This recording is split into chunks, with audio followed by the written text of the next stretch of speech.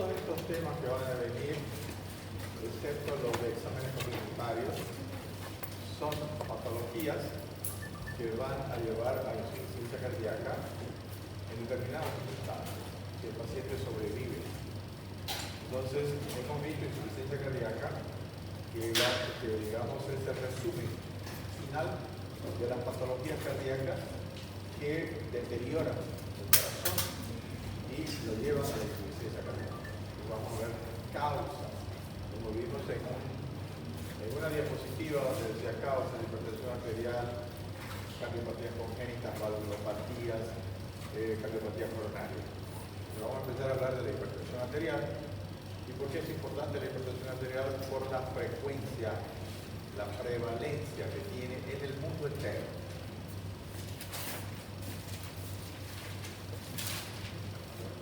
Vamos a ver si podemos terminar el tema, porque estamos atrasaditos.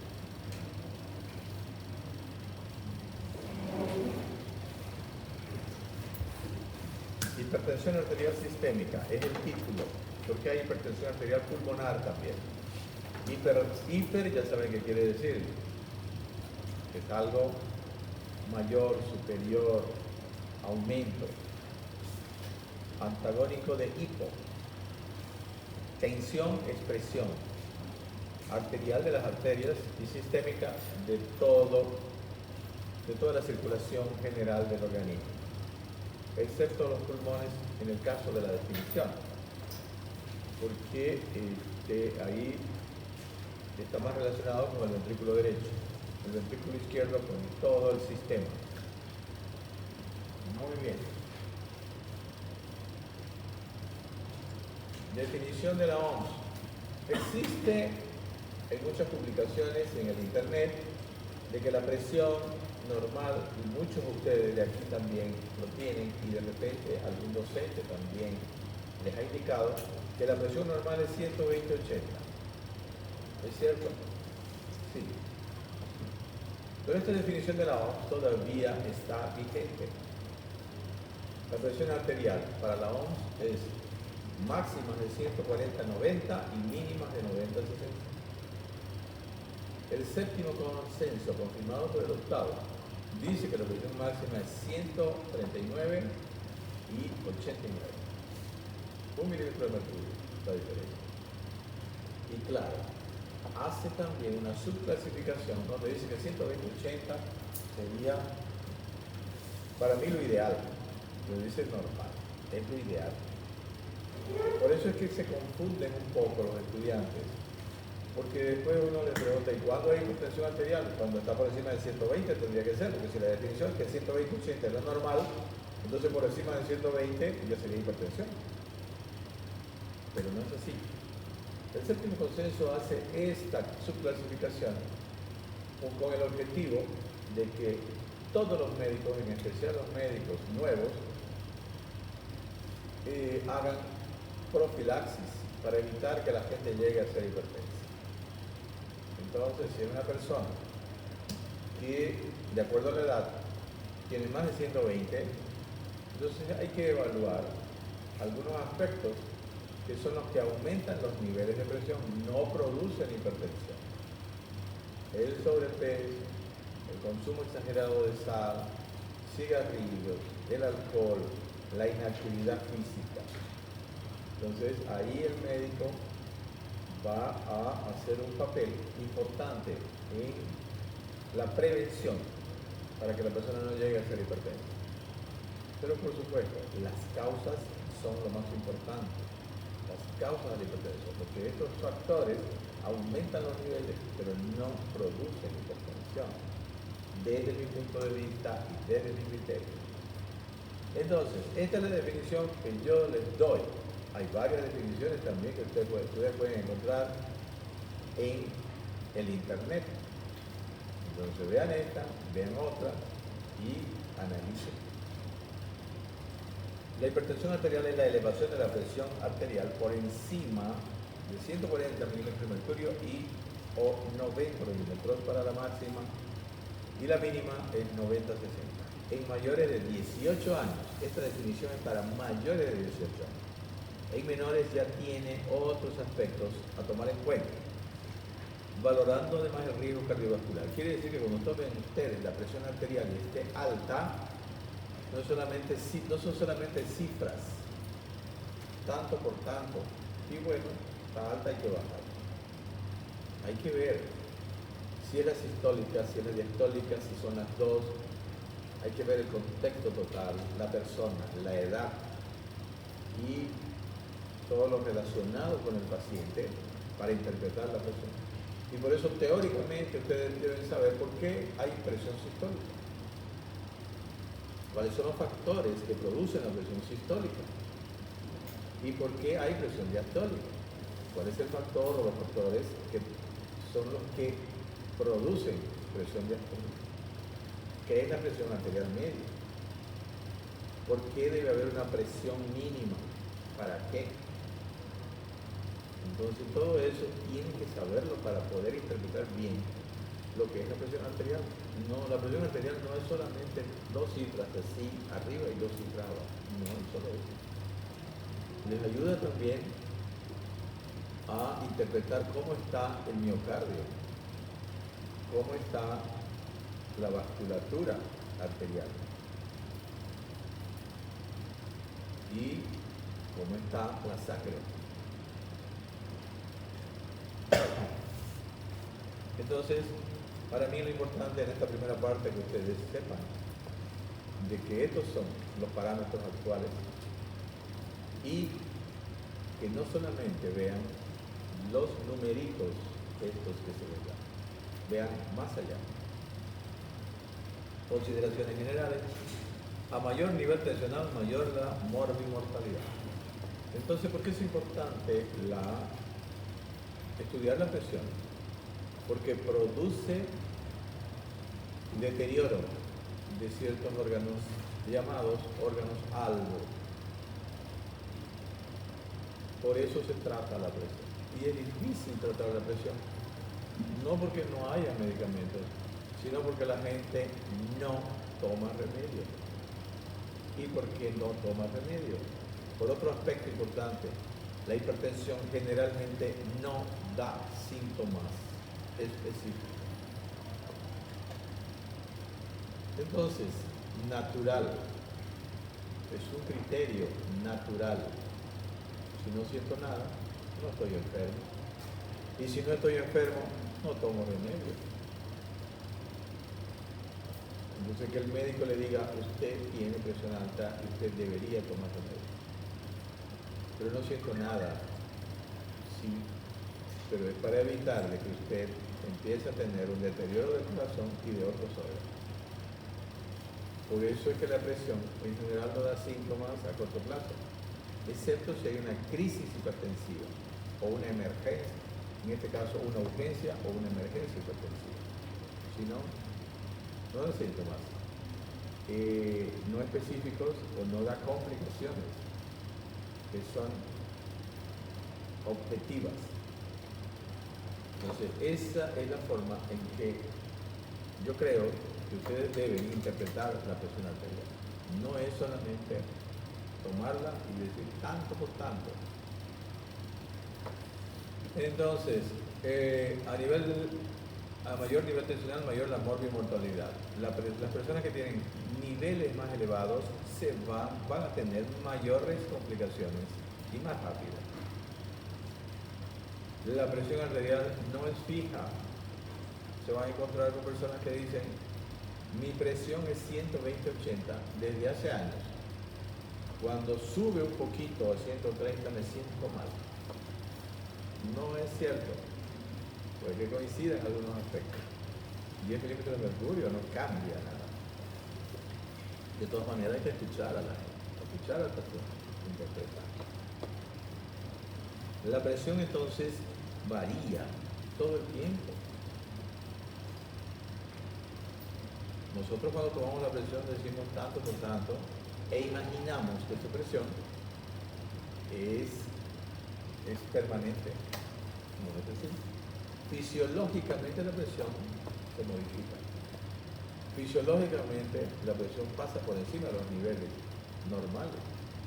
Cuando hacemos esfuerzo, cuando estamos emocionados, especialmente en forma negativa cuando nos enojamos, cuando tomamos corticoides, que ya es un factor externo.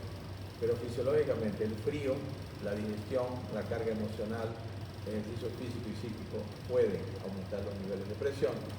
Pero ¿cuál es la diferencia con la presión que nosotros consideramos patológica y la tenemos que tratar? De que las hipertensiones de estas son fisiológicas y que son momentáneas, pasajeras.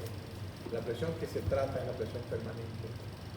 Por eso es que cuando vamos a hacer diagnóstico de un hipertenso que no tiene niveles muy elevados, ejemplo 140-100 o 150-90, nosotros tenemos que tomarle por lo menos 2 veces, no empezar a dar medicamentos la primera vez, si no hay otros factores que agraven el problema. Entonces, ¿por qué?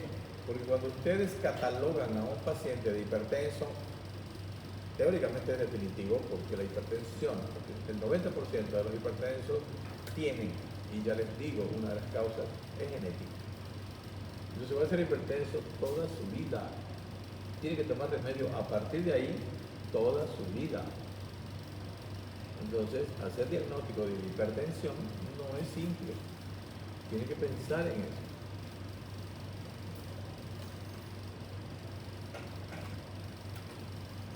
Nadie quiere tomar remedio y ser enfermo toda la vida. Ni estar con limitaciones. No puedo comer esto, no puedo tomar esto, no puedo hacer esto. Nadie quiere, especialmente joven. Clasificación. Hay una clasificación que es de acuerdo a los niveles de presión. Esa ustedes la van a estudiar. Aquí lo que interesa es más la generalidad. De acuerdo a los niveles en el sentido de que no, cuando nosotros, me parece a mí, porque también a mí me pasa, es un paciente hipertenso, me dicen. Entonces yo pienso que las 2 presiones están elevadas. ¿Sí o no? Eso es lo que uno piensa. Pero no siempre es así. A veces es un hipertenso sistólico y a veces es un hipertenso diastólico. Solamente. Entonces, de acuerdo a eso vamos a tener hipertensión arterial, hipertensión sistólica e hipertensión diastólica. Presencia o no de repercusión orgánica en órganos algo. Cuando ustedes hacen diagnóstico de hipertensión, tienen que ver si ya no hay afectación de los órganos algo. Corazón, ojos, riñón, cerebro. Eso tienen que evaluar. No es solamente tomar la presión hipertenso, remedio. No, ya hay afectación de estos órganos para que el diagnóstico sea completo. Factores de riesgo cardiovascular o sociales. Con la hipertensión, ahora al menos se observa bastante de que viene la diabetes. Ya son 2 factores que van a deteriorar los vasos, el sistema cardiovascular. Y las personas mayores, artritis, tienen que tomar antiinflamatorio, aumenta los niveles de presión, los antiinflamatorios. Y algunas otras enfermedades crónicas. Epidemiología. La epidemiología nos dice de que hay una prevalencia importante en el mundo de pacientes hipertensos. 1 de cada 5 adultos tienen cifras de tensiones elevadas. ¿Pero adulto desde cuándo? Adulto 40 años. La hipertensión secundaria es de 6 a 8% en la población general. Entonces aquí tenemos que hablar también ya de la clasificación etiológica, ya no por niveles de presión. Etiología. ¿Cuál es la causa de la hipertensión? Algunos van a decir el consumo exagerado de sal. No es causa, como ya vimos. 2 causas grandes. 90% genética, familiar. 90 digo porque algunos libros dicen 92, 93 y secundaria 7%. podemos decir 90 y 10. 10% secundaria. ¿Por qué secundaria? Porque es debido a un trastorno de algún sistema del organismo. Renal, tiroideo, cápsulas suprarrenales, donde hay hormonas que hacen que suba la presión. Principalmente. Sí, genético, por más que tenga hábitos saludables, de tener hipertensión. Generalmente sí. Generalmente sí. Porque hay un trastorno ya que no se, la genética no se la puede modificar. Lo que tenemos que hacer es tratar, evitar los niveles. Por supuesto que no va a tener presiones teóricamente tan importantes como si no hiciera una vida saludable, entre comillas, porque no es solamente comer sano. Come sano y fuma, por ejemplo. Hay otros factores. Come sano y come con sal. Importante, le gusta la sal. Come sano también y es muy estresado. Porque el estrés no es solamente lo que ocurre a nuestro alrededor. Me voy a olvidar otra vez de esto. El estrés también es intrínseco, ¿no? Como origen. Hay personas que tienen tantos problemas, grandes problemas, pero saben manejarlos. Entonces, ¿qué es lo importante ahí? El temperamento. El temperamento de cada persona. El temperamento es innato. Se nace con temperamento. ¿Qué es lo que uno adquiere? Carácter.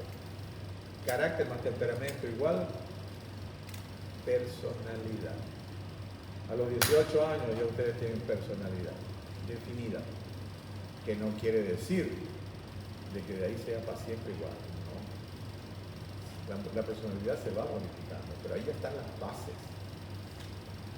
Claro que hoy, digamos, los 18 tienen una personalidad. A los 6 meses se cambian, del más se van a creemos o de creemos al más. Cambiaron de personalidad un poquito, ¿no? Porque ¿por qué uno se va generalmente? Porque tiene convicciones. Eso sería lo normal. Pero ahora, para ir a trabajar a la alcaldía, uno tiene que firmar para Johnny y pagar. O si no, firmar para creemos o para alguien que está en la gobernación y pagar. O si no, si una empresa del MAS, el MAS también, ¿no? Usted tiene que firmar para el MAS. ¿Qué puede hacer? Tiene que trabajar, no se puede quedar sin trabajo. Eso no debería ser así. ¿Quién cambia? Entonces, hipertensión esencial e hipertensión secundaria. Dos causas de hipertensión. Esa es la base de esto. Edad y sexo. La presión arterial aumenta con la edad. Ya es un paciente hipertenso, digamos, a veces hasta los 30, desde los 30 años cuando es genético. Y de ahí va a ir aumentando. Las sistólicas se incrementan más que la diastólica. La raza, más en la raza negra, hay más hipertensos en la raza negra. Puede dar en la raza negra también más frecuente la hipertensión maligna, que puede producir accidentes vasculares cerebrales y coronariopatía. Pero ¿por qué hablamos de hipertensión maligna? Estamos hablando primero de la epidemiología y de la etiología. Esta no es una clasificación, digamos, importante, sino que se habla dentro de la evolución de la hipertensión. Se habla, por ejemplo, de la hipertensión de la edad de las personas ancianas, de la hipertensión maligna, como en este caso, pero es la misma hipertensión, solamente que su evolución es un poquito diferente.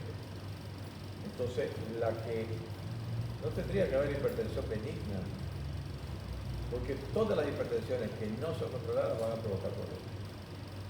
¿Cuál es la hipertensión benigna? No existe. hipertensión maligna es aquella que va a tener una evolución demasiado rápida, donde va a haber un deterioro de los vasos principalmente y se va a manifestar básicamente en ojos y en riñón. Va a haber un deterioro importante de las funciones de estos dos sistemas. Eso es hipertensión maligna. Pero, y fíjense que eso es algo que siempre tenemos que tomar en cuenta. Las evoluciones de las enfermedades no son iguales en todas las personas. E incluso los medicamentos no actúan igual en todas. 50% actúa bien, 25% exagerada y 25% no le hace nada. Las enfermedades son parecidas. En algunas personas son más graves, en otras son menos graves. En otras pasa. El COVID algunos pasó así, digamos, ¿no? Un poquito de rinorrea y nada. Y otros, chuki, a la terapia intensiva y tubada.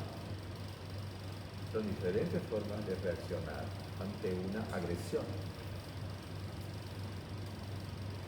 Y en este caso la hipertensión maligna tiene esas características en general, ¿no? Yo, siempre uno en su vida, estudiando medicina, y en su vida de cualquier persona, tiene experiencia. Yo tenía un amigo de raza negra, robusto, me parece, no era gordo, así gordo, ¿no? En el sentido de gordo, que tenía mucho panículo adiposo en todo el cuerpo. Si no era gruesito y tenía un poco de barriga. No era tanto. Lo dejé de ver, creo, unos 10 años. Y cuando lo vi en el San Juan de Dios internándose, hipertenso, ya con un deterioro renal. Y tenía, yo creo que unos 60 años. Al tiempo supe que se murió. La hipertensión, entonces, maligna, va a deteriorar más rápido al organismo. Herencia. Hay una relación familiar. Hay varios genes. Y estos genes no son dominantes. Ya ustedes saben de genética, ¿no? La dominancia y la recesividad. Y estos genes no son dominantes y hay un léxico especial en genética, ¿no? Pero en este caso vamos a decir que su influencia, la influencia genética de persona a persona es diferente. No quiero decir, estos genes van a producir hipertensión y esa hipertensión va a ser igual en todas. No. Hay modificaciones, hay cambios. Se hereda una parte, ¿no?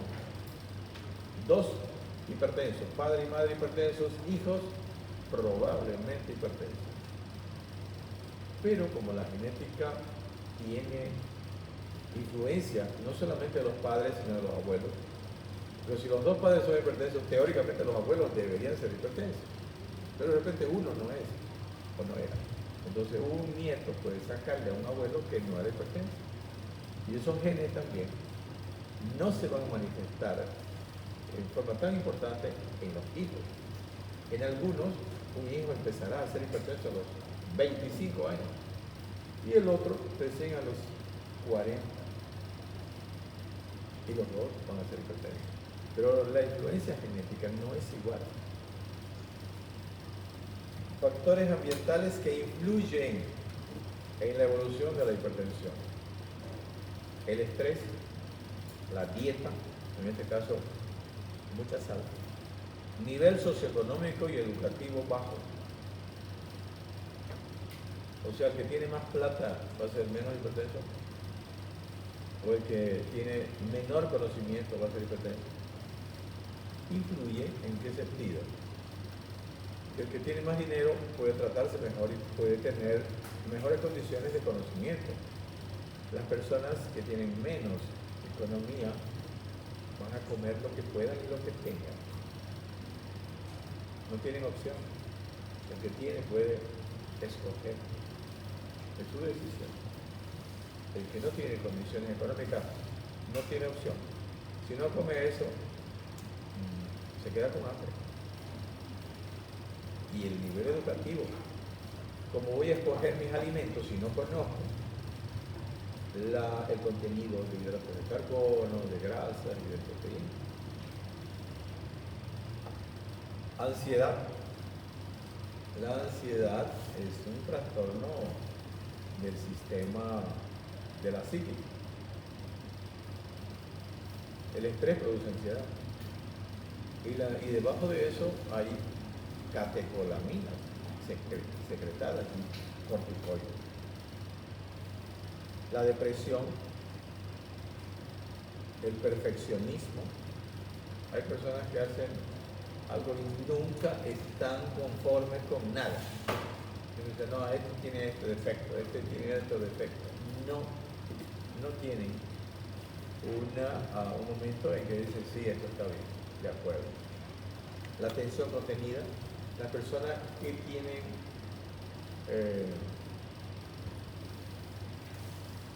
emociones y no las sacan, las negativas principalmente, se las guardan. ¿Qué creen que va a suceder? Va a explotar por algún lado, explota en algún sistema o en algún órgano. En Bolivia explota en el sistema digestivo, los problemas de vesícula, por ejemplo. La gente común dice son los colerones, que hasta cierto punto tiene razón, porque ahí se trastorna el funcionamiento. En Europa el sistema cardiovascular y aquí también. Entonces, psiquis afecta al soma afecta a la psiquis. Agresividad, hay personas que los miran y ya quieren pelear. En el tráfico también. En el tráfico yo hablo fuerte, digamos, ¿no? Para disminuir esa tensión contenida. La competitividad. Esto es algo que cada vez es más frecuente en la persona. Y no porque quieran siempre, porque en una empresa, especialmente las empresas que venden, porque todo lo que se produce se tiene que vender. Pero hay empresas que se encargan de tener gente solamente de ventas. Y ahí hay competitividad. Porque el que vende más tiene más comisión. Esa es una forma de pago del trabajo. Los micreros también compiten, ¿no? Tienen que correr más para tener más pasajeros. Eso no puede ser. En algunos casos eso no puede ser. Tiene que recibir un sueldo. ¿Por qué? Porque hay riesgo. No solamente para la persona, para el chofer, sino para la gente que lleva. Y entre ustedes también son muy amigos, pero va a llegar el momento en que van a competir. Y cuando llegue ese momento se van a mirar de reojo nomás. Porque nadie va a decir, no, toma, amiga, agárralo vos este ítem, te lo dejo. Van a ir a competir quizás haciendo examen también. Y eso es lo mejor. Eso es lo que debería ser. Pero acá hay que competir cuánto tengo que pagar para que me den un ítem o me den un trabajo. No puede ser. No lo puedo cambiar yo. Factores dietéticos, sobrepeso, es un factor importante. Sobrepeso ya es algo que se ha formado en epidemia. Dice que una de las ciudades que tiene mayor gente con sobrepeso es México, Ciudad de México. Porque se come muchos hidratos de carbono. Vi en algún lugar de que los colegios habían prohibido las 3 T, los tacos, las tortillas y no sé qué otra cosita más, por el sobrepeso que tienen los mexicanos.